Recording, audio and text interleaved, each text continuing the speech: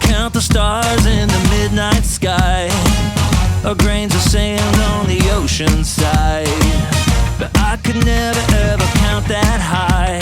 The same with every blessing every day of my life. There is no limit to the love you've given to me. It makes my heart wanna sing. This love you've given to me, I'm gonna live every day to give it away. It's wonderful and it's free. I'm gonna live every day to give it away. I got to give it away, like the way that you gave it to me. This love you've given to me, I'm gonna live every day to give it away. Every step that I take and every breath that I breathe, it comes from you, 'cause you're good to me. You're teaching me that's the way I should be, showing your love to everyone around me. There is no limit to the love you've given to me. It makes my heart wanna sing. This love you've given to me, I'm gonna live every day to give it away. It's wonderful and it's free. I'm gonna live every day to give it away. I got to give it away, like the way that you gave it to me. This love you've given to me, I'm gonna live every day to give it away. You give me more than I deserve. You're helping me to learn to give my life away.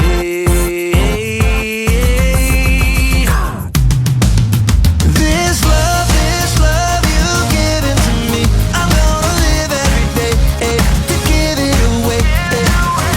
It's wonderful and it's free. I'm gonna live every day to give it away. I got to give it away, like the way that you gave it to me. This love you've given to me, I'm gonna live every day to give it away.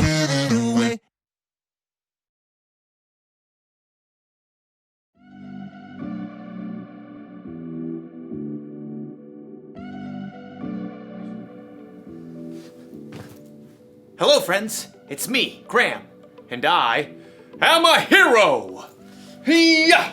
Hee-yah! Hee-yah! Hee-yah! Uh-oh. Well, okay, I'm not a real hero, but I'm pretending to be one. It's fun to be a hero because heroes have integrity.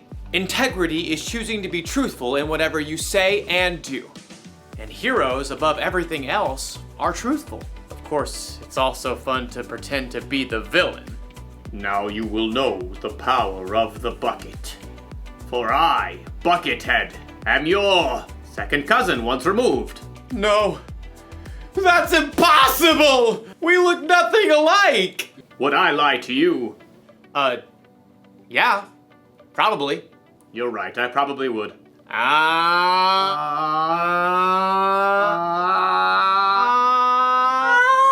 The good thing about pretending to be the bad guy is that I can stop pretending anytime I want.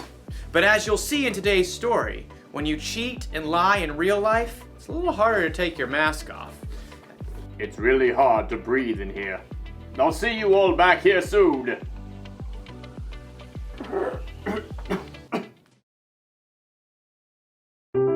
The Bible. It's 66 books of history, Stories, letters, and poetry that fit together to form God's one big story. The epic adventure of how He created us and loves us so much that He made a way to rescue us. As we travel through the Bible, from Genesis to Revelation, we discover people who met God and found their lives changed forever. Now, for an amazing story, inspired by the book of 2 Kings, chapter 5. Naaman was the commander of the army of Aram, one of Israel's greatest enemies. Forward march! Though Naaman was a wealthy man, he had one problem that no doctor could solve. He had a terrible skin disease. Make it go away. Then Naaman heard news of a prophet in Israel, Elisha, who might be able to help. But instead of going straight to Elisha, Naaman took rich gifts to the king of Israel, along with a letter from the king of his own land explaining how important he was. The king of Israel frowned as he read the letter from his enemy, the king of Aram. I am sending my servant Naaman to you with this letter. I want you to heal him of his skin disease. What? No! I'm not God. Your king is trying to pick a fight with me. But I just Not want... this thing, not this thing. La la la la la. The king of Israel made such a fuss that Elisha heard the news and sent a messenger. It was probably his trusted servant, Gehazi. I'm a good guy. Trust me. Gehazi took Elisha's message to the king. Elisha says tell the man to come to me. Gehazi raced back home to help Elisha prepare for the important visitor. And sure enough, the king of Israel sent Naaman straight to their doorstep. Gehazi peeked out the window. Look how low the chariot is riding. What's in the back? Embroidered robes and bags of something? Gehazi? Hurry up. You gotta look good for this guy. I'll get you your best robe. Nope, You're not wearing the robe? I'm not going out. Not going out? No, you are. My robe? What's wrong with your robe? It's old. It's not even a decent name brand like Melchizedek or Queen Jezebel. Elisha sent his servant out the door with a message for Naaman. Are you the prophet? No. But let me just say that is one excellent chariot. I see you got the golden hubcap. Where's Elisha? He says, go, wash yourself in the Jordan River 7 times. Then your skin will be healed. You will be pure and clean again. I thought Elisha would come out himself. I know, right? Look, can't he just say some words and wave his hand and, make me better? That's what I was thinking too. And the Jordan River? I mean, it's full of muck and tadpoles and... forget it. Naaman tore off, angry, but his servants convinced him to follow Elisha's instructions. Naaman dipped 7 times in the murky Jordan River, and when he rose from the water on his 7th time, What? his skin was perfectly clean. He was healed. Unbelievable. Naaman raced back to Elisha's home. This time, the prophet came outside along with Gehazi. Naaman marveled at his unmarked arms and hands. Now I know that there is no God anywhere except in Israel. Please take a gift from me. Gehazi inched closer to the chariot. He could see the richly colored robes hanging over the bags of gold and silver. Is that a genuine Melchizedek robe? Uh-huh, the real deal. Just have your servants unload around back and I'll... Nope. I serve the Lord. You can be sure that he lives. And you can be just as sure that I won't accept a gift from you. What? Please, I'm begging you. He's begging you, Elisha. But Elisha still refused to take a single coin from Naaman and send him away in peace. Elisha went back inside, leaving Gehazi speechless on the doorstep. What? No. Seriously? Gehazi could still see the dust kicked up by the horse's hooves. Elijah should have taken something. If he didn't want it, he could have just given it to me. With that, Gehazi took off running down the road. His arms pumped and his sandals flapped as he crested the hill and came up alongside the chariot. Naaman pulled it to a halt. Is everything all right? It's fine. Fine. Master sent me to say that two young prophets have come to visit. Yeah, that's it. Please give them 75 pounds of silver and 2 sets of clothes. Oh, of course. Take twice as much. Naaman's servants carried the heavy bags of silver and clothing back up the road, but as they approached Elisha's house, Hey, thanks. I got it from here. straining beneath the weight of his heavy load, Gehazi snuck inside and stashed the clothing and silver in his room. Then he hurried back out and strolled through the front door.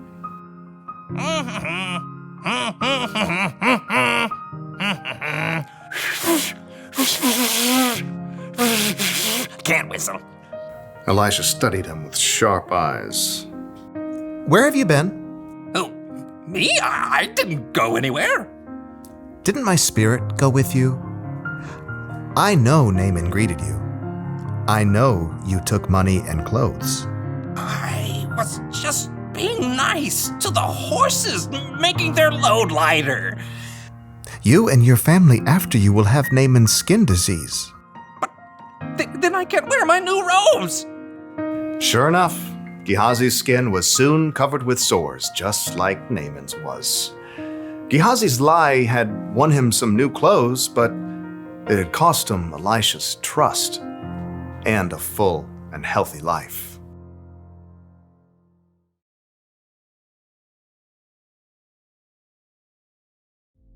Elisha's servant Gehazi told some lies, didn't he?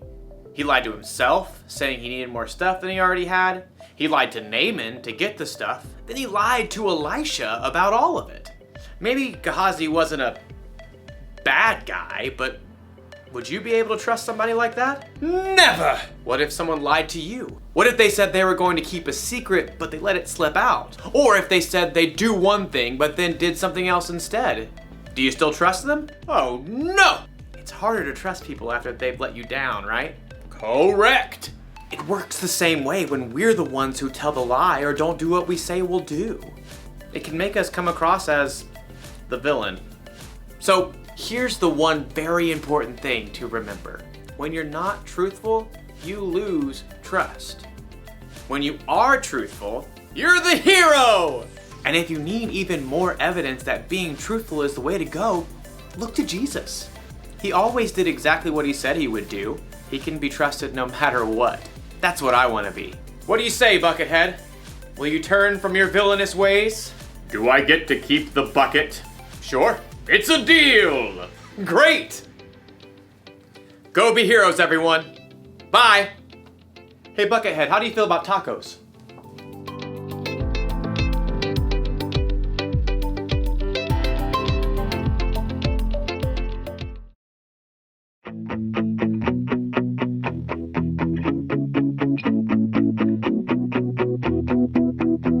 My God is strong. He'll do anything big or small.